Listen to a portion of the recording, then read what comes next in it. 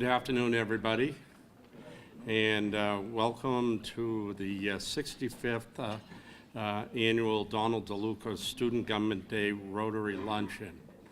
First of all, I'd like to recognize Mayor Galvin and the various city officials out here and students. Congratulations to you all.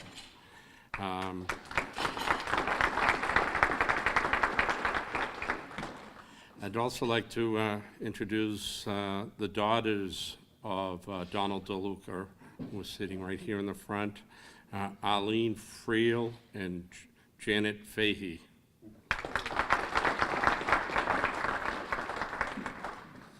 Now, the order I'd like to plan this, I'd like to call on Mayor Galvin to introduce the city officials, followed by Bill Campbell, our city clerk, to introduce the students. Thank you.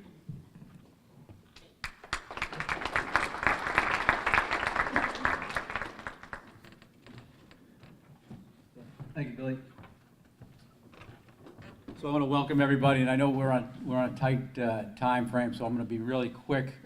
But today was another great Student Government Day, and I want to thank the students for you know, spending the past 2 days with us. All of you were great today. You got a taste of public speaking, and you were all fantastic. It's not an easy thing to do, but you all held your own, and you did a great job. So good work. You should be proud of yourself. Also, the department heads who participate in this every year, I want to thank you for your enthusiasm, showing the students what it's like to be in city government, and I know they all enjoy the day, so thank you for what you do. You did a great job. And again, as I said, Student Government Day has been a great learning process in the city, and I want to thank Eileen and Janet, and you know, Eileen right here, her granddaughter. Kira, where's Kira? Kira Walsh is mayor for the second time in a row. So she's only a sophomore. She's got 2 more years to go. There are no term limits for her. She's going to win it 2 more times. Right, Kira? So without further ado, I'm going to turn it over to Bill Campbell. Bill's done a great job with the Student Government Day for quite some time. He was a protege of Mr. DeLuca, and he's really carried on the tradition in a great way. Also, I would be remiss if I didn't thank Marie. Marie Lingblom's my assistant, and she's done a great job with this as well, helping Bill get it together. So thanks, Marie. So Billy, you're up.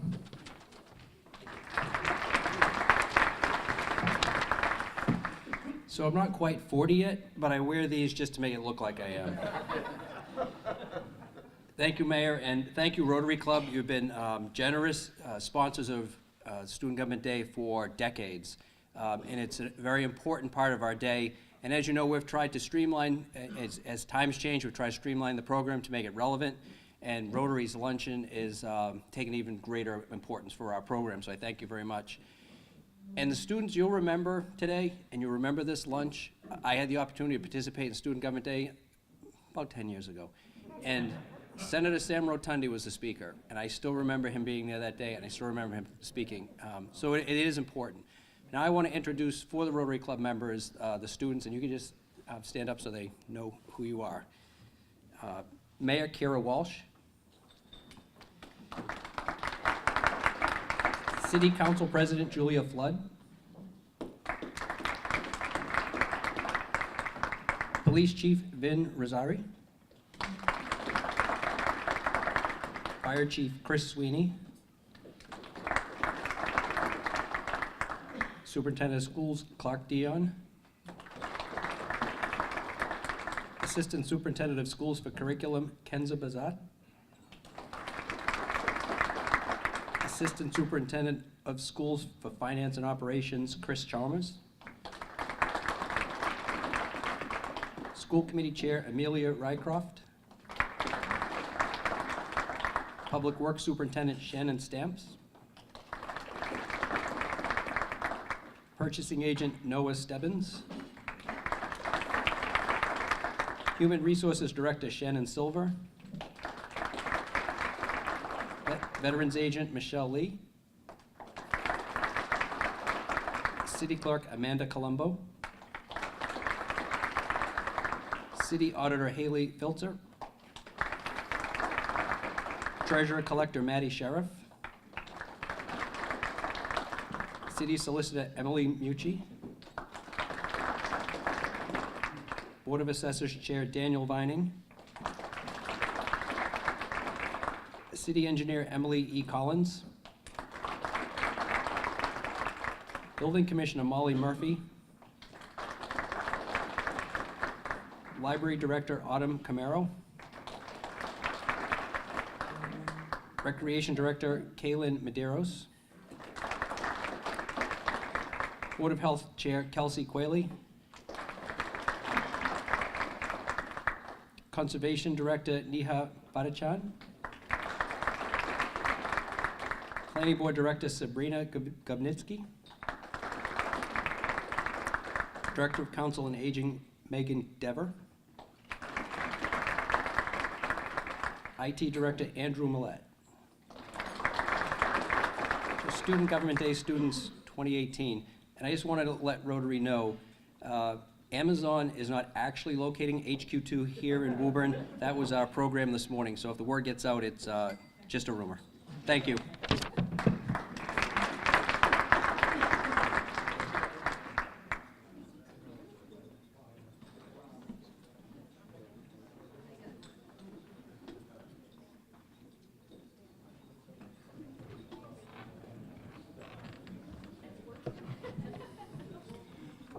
Now I'd like to call upon Art Duffy to introduce our guest speaker.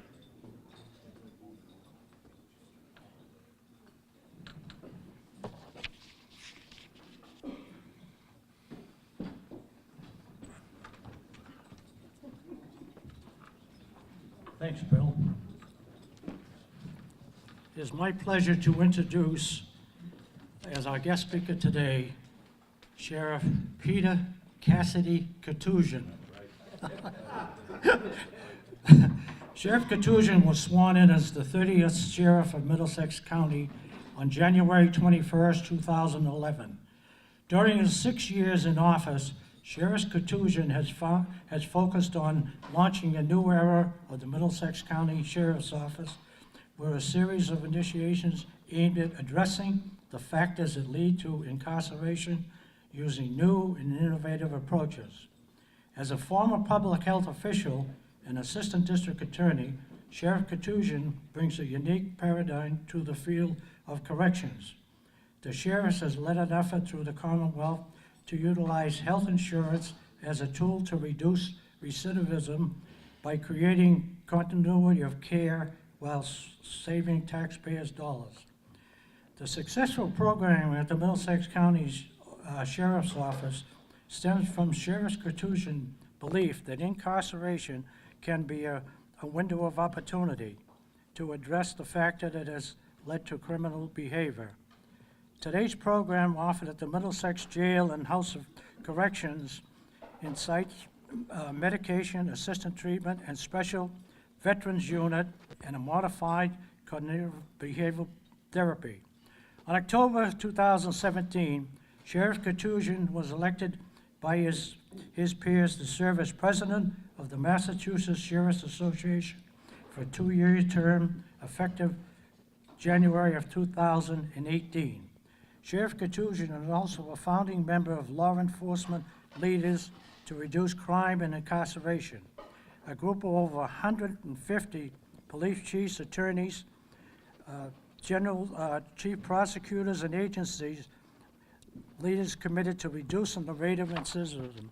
In February of 2017, he was recognized as chairman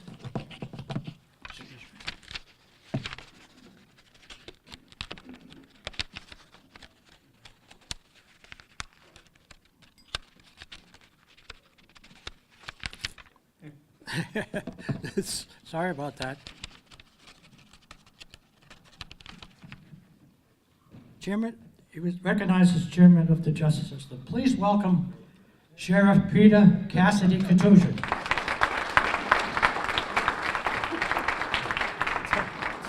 Thank you, Ed.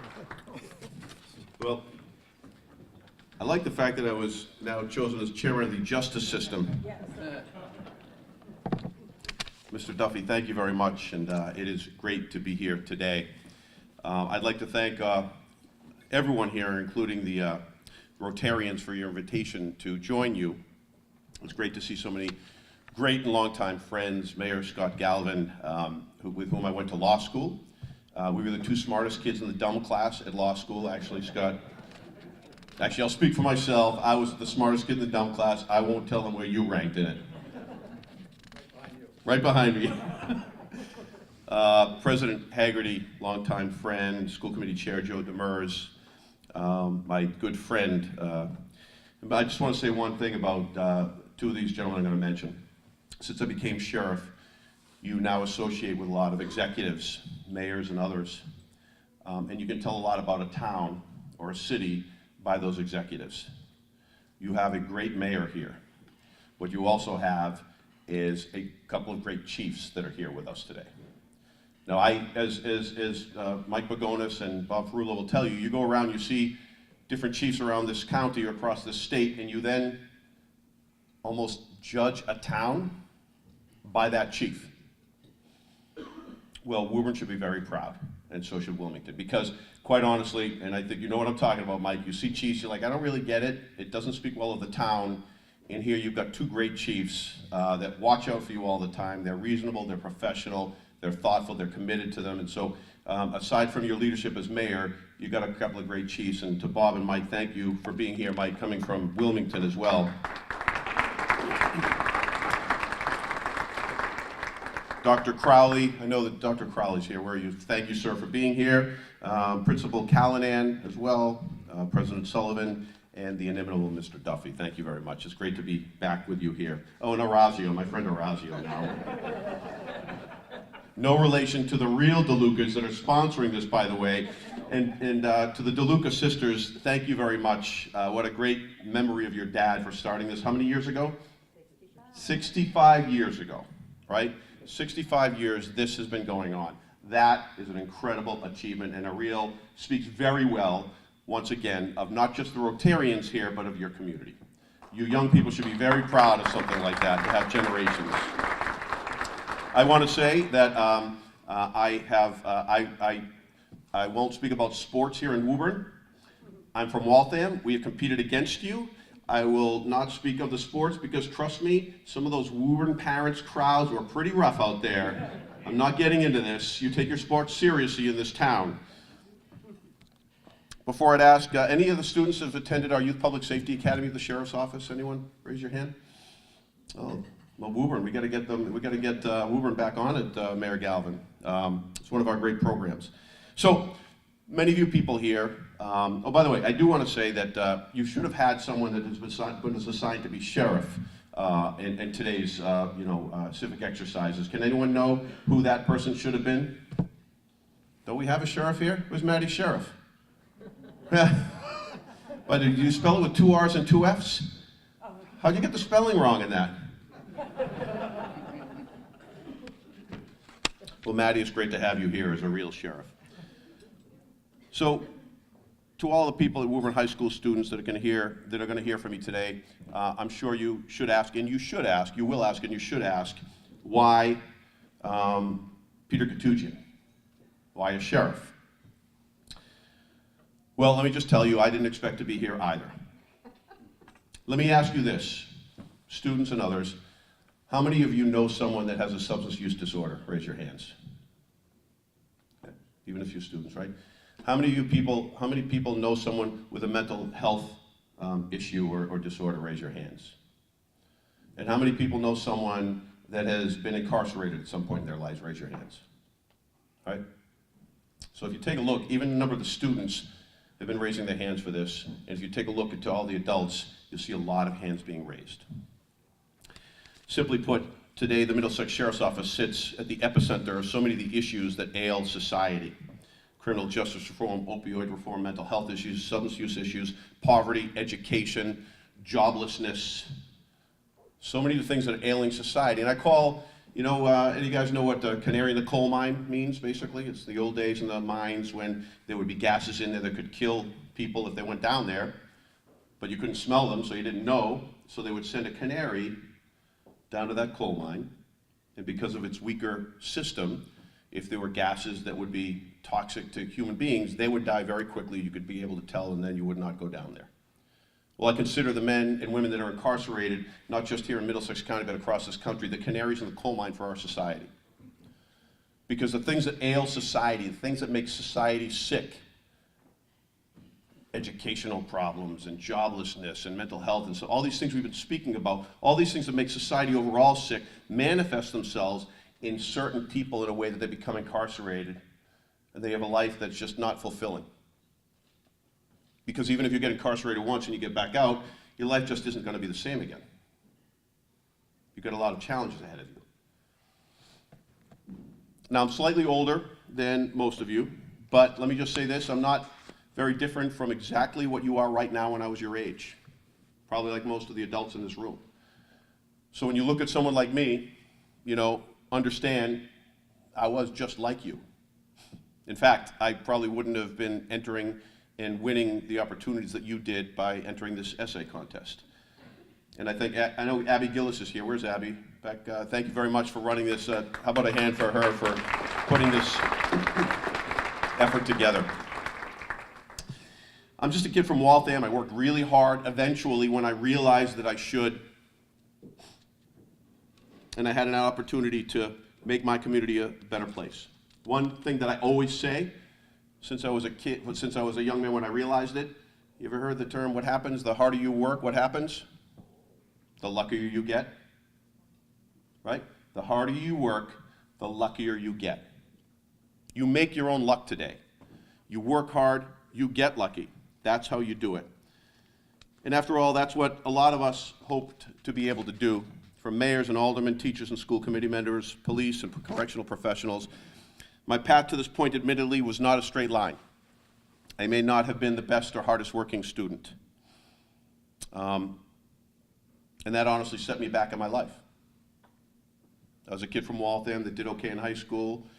I was able to go to Bridgewater State University, and during that period of time, I didn't pay attention to my studies. I didn't take them seriously. To me, I was a narcissistic young man, and school was just kind of dumb. And I just had to get my degree. And when I graduated and went back home to Waltham, everyone would be saying, thank God, Peter Koutoujian, you're here. We've got this great job for you. We needed you, and you are now here for us. And of course, when I got home, I didn't hear the door knocking. I didn't hear the phone ringing. And I got a job, and I got another job. And when I was about 24 or 25, I realized that I wasn't fulfilled, that I had made poor choices. No, I didn't make the choices that ended me in a jail, like a lot of the young men and women do in my care, custody, and control, but I made a lot of poor choices that didn't allow me opportunities. And so at this point, I decided, not like I had thought about this before, I've got to do something differently.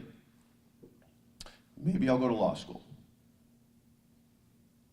And then when I applied to law school, and I did okay on my law school admission tests, the standardized tests, the law school admissions people looked at my transcript and they said, no way, kid. We're not letting you in here. You didn't show that you were ready to take on undergraduate studies. Why do you think that you can now take on something as significant as law studies? And they wouldn't let me in. And I was devastated and I was crushed. And then a year later, Jim Lawton, the chairman of the Board of Trustees, a judge from New England School of Law, allowed me the opportunity. By the way, for you young people, if you ever have a guardian like that, never forget their name and never forget to say their name every time you get the chance. Jim Lawton let me go to law school, and I worked harder that first semester than I ever did in my entire career. And I worked really hard, and I've had all these blessings in my life, but I was almost foreclosed from all of these because of the mistakes I was making as a young person. Defeat and adversity have made me stronger. And as you face adversity and you face defeat, understand that you can overcome that. And your experience from that adversity can and absolutely will make you stronger. I can say this honestly. The people that work with me, The people that have gone through adversity and challenges in their own lives become the better, strongest, most self-sufficient, most greatest self-starters of all my employees because they have learned to overcome adversity. So when you are faced with adversity, understand you need to address it and you need to overcome it. And you will be better and stronger.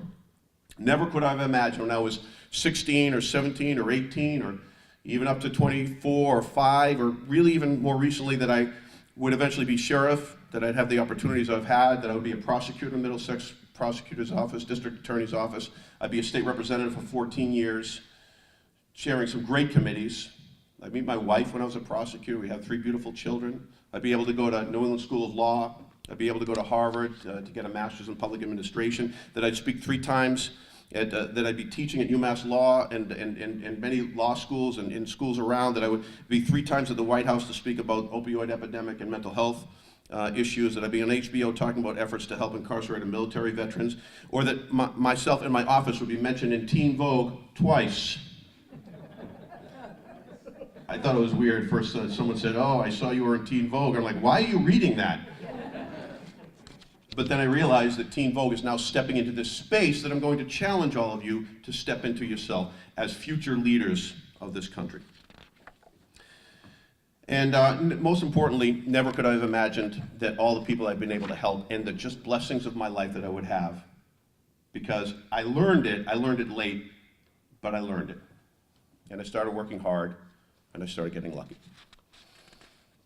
As you can see from some of the stuff we're doing at the Middlesex Sheriff's Office, we're innovating, we're trying to find solutions to issues that impact us all either directly or indirectly. And when it comes to the issues of addiction, intractable issues like addiction and mental illness, I would hazard a guess that everyone in this room knows someone. That's why we are so focused intently on these issues. Now get these numbers. I want you to think about these numbers and what it says about what's going on in our communities right now. 42% of people newly entering my jail from the street, 42%, over 2,000 men and women had to be medically detoxed for drug or alcohol addiction. 42%, 2,000 people we had to put through a medical regimen to help them with their withdrawal for their drugs or alcohol. 46% had a history of mental health when they entered my facility. And that number is probably a little bit higher, actually, based upon underreporting. And then on any given day, 1/3 to almost 1/2 of those in my care are actually being treated for a mental health issue. We are, for all intents and purposes, literally the largest detox facility in Middlesex County and the largest mental health treatment facility in Middlesex County. Think about this. The 3 largest mental health treatment providers in the entire country are LA, Rikers, and Cook County jails. We are not taking care of our people. You can't look at these numbers and come to any conclusion other than we can't arrest our way out of these problems, as the chiefs know. We can't incarcerate our way out of these problems. And that's why we and our law enforcement partners are so intent on enhancing opportunities for diversion and for treatment, and some amazing things going on by your 2 chiefs here. We have started a couple of units, I'll tell you briefly. Our housing unit for military veterans is the only dedicated incarcerated military veterans unit in the entire state, one of the few in the country. We take them all. They served in battle, they served, without, seeing battle. They served overseas, they served stateside. They were discharged honorably, they were discharged other than honorably. We'll take them all. They raised a hand, they swore to take care of us and lay down their lives for us, and we owe that back. We have a unit dedicated to them, a therapeutic community that has done remarkable things. We just had Father Healy, who is a 97-year-old priest. He's a chaplain at Soldiers Home, just come in and speak to these men yesterday. When you come in, you don't feel like you're in a jail, you feel inspired. You feel special. You see the potential for these great men that went wrong someplace, and you see the great potential for them when they get out. Matter of fact, 5% recidivism for those that are leaving our custody to have 125 guys. 5%, remarkably low. We've got a medication-assisted treatment program using Vivitrol, injectable form of naltrexone, which blocks the opioid highs and blocks the cravings. And we use navigators to stay in touch with these men after they leave us to help them kind of re-enter society and stay on track to continue the medication treatment. So this isn't like Suboxone or methadone. This is something that blocks the highs, and it's an injectable form. Our newest initiative, which I'm really excited about, is a program focused on people that are not much older than you guys, ages 18 through 24. And I came with this idea because, as I had mentioned, my own experience drove me to the understanding of what science is now showing us. I am a recovering young adult. Right? I mean, I'm sure we get a few in here, right? Especially the young men, right? You know, these, guys our age, we remember what we thought we knew and we didn't know. I knew that I wasn't making good choices when I was younger. We know the science now shows that 18 through 24, especially in young men, shows there's a later maturation, a later frontal lobe development, a greater inclination to make riskier decisions and choices, and a failure to understand the consequences of your decisions and how it will impact you the rest of your life. So knowing this, we now look into what's happening in corrections, and we're finding that this age group, 18 through 24, is 10% of our overall population, but 21% of new admissions into jails. They're overrepresented in jails. That's never a good thing. And by the way, if you are incarcerated at one point during this period of time in your life, you're much more than 50% likely to be reincarcerated at some future point in your life. Something's not going right with this population. So we decided to take this on and to do something very new. And working with the Vera Institute of New York, we created the very first young adult offender unit in the entire country in a jail. And so far, the results have been quite remarkable internally. We tried to create a similar routine more on the outside and the inside. They have a work schedule, they have classes, they have special therapies, cognitive behavioral therapies. They have more open cell time. We've had the first visits with family for the first time in 25 years in our facility, because that connection with family is so crucial to their success when they get back out.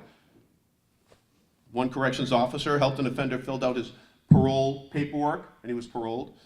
Another officer is working on with an offender to paint murals of Muhammad Ali, Tom Brady, and Michael Jordan inside the unit. A third young man was teaching the director of the unit how to play chess. Right? And by the way, the director of the unit wasn't just learning how to play chess. He was engaging with that young man, understanding what had gone on in his life, the choices he had made, and how he could help him as well. Through each of these interactions, our officers and counselors are able to learn more about these young men, putting us into an amazing position to help bend the curve and hopefully break the cycle of incarceration for this group. Many of these young men have found themselves in this throughout their young lives. And this is some of what we're going to do. But let's talk a little bit about you, because I've got something to say to you young folks. We are at a critical time in our nation. You can feel it, can't you? I mean, I can't stop watching CNN. I just can't. It's my own addiction.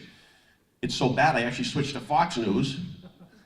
And I get tired of watching that, then I switch to MSNBC, and then I get tired of that, and I switch back to CNN. I can't stop watching what's going on in this country right now. We are at a critical point.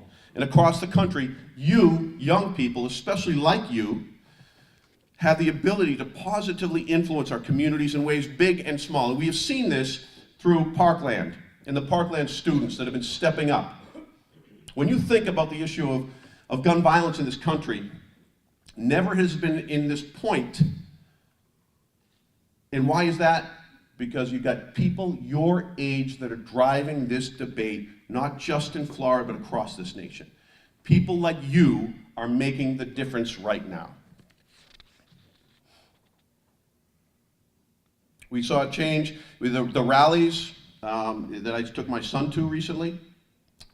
We had a young student staying with us from Zimbabwe through my kid's school, Halim. They don't have protests in Zimbabwe. There's no civil way to speak freely in Zimbabwe. And yet this was driven by students. I've seen it in the college students that come through our doors to tutor inmates.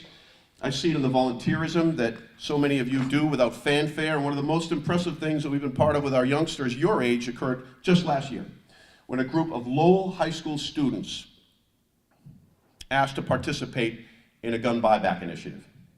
Let me tell you you guys have heard about gun buybacks? Well, let me tell you, there will be some people that will say, yeah, but they don't really do much to, stop street crime. It's not there really to stop street crime. It's there to stop unintended shootings and to stop suicides. Because if you have access to a weapon during some of these dark times that you may face, people are more likely to use that weapon. These are weapons that people don't want in their homes, They don't know where to bring them, and we allow them a place to bring them. We've removed 750 guns from homes in Middlesex, 2 of which were loaded. People had loaded weapons they didn't even know, they were just handing them over, through 11 different communities. And Lowell decided to create safer homes, build a safer community. These students brought together clergy and city agencies and the business community and law enforcement, and they raised funds, and they identified press, and their efforts resulted in 38 unwanted firearms turned in, including a handgun that the individual that turned it in didn't know was actually loaded. So dangerous. Recently, we had a second community reach out to us about working with a group of students to support a gun buyback. So I ask you students, are you interested in maybe being a third community and doing something like this? Are you interested in making your community a little bit safer? I can't hear you. Are you interested in making your community safer? Are you interested in making communities stronger? You have shown your leadership in a way that I didn't. You have shown by writing about how you feel about your community and what you'd like to do for your community. And I ask you to consider this.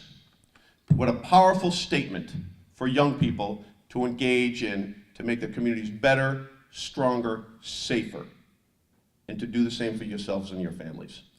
So I've asked the students, and I know they're still a little bit scared right now because they got a sheriff sort of staring them down, but let me ask, if the students are willing to do this, Mr. Mayor, are you willing to do this with them? Absolutely. Chief Ferrullo, if the students are willing, are you willing to do this with them? Dr. Crowley, are you willing to do it? Yes. Ms. Callahan, you willing? Yep. How about you, Ms. Gillis, you ready too? Because you got the direct control over these guys, right? Let me tell you something. If you do this, you will be setting an amazing and strong example if you're interested in doing this. And I will be there to help you in any way that we can because we've led so many of these. You will have changed and made your community safer and stronger. You will have made yourselves more powerful, and you will have increased your influence. You have power in numbers to lobby government at all levels to change laws. You have influence and power as individuals to improve the lives of others by volunteering or being a mentor to younger students, by placing your name on a ballot. Through actions, big and small, you can make a difference in their lives. And let me just say that there is no greater exhibit of this than through the Rotarians. Service above self. Service above self. These are great men and women. While you have applied and been chosen to have this great day and to spend it with some great people and to spend it away from school, understand the people with whom you're associating are truly the heroes in this community, the leaders in this community. Watch them, learn from them.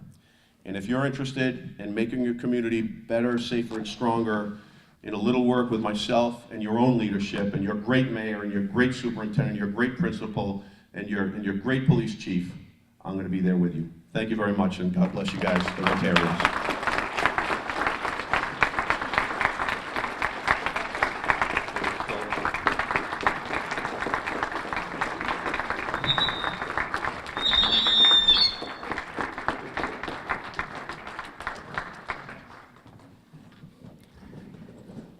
Thank you, Sheriff Koutoujian.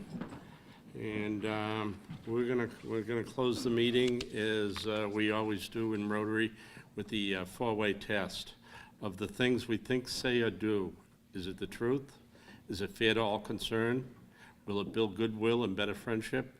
Will it be beneficial to all concerned? Meeting adjourned.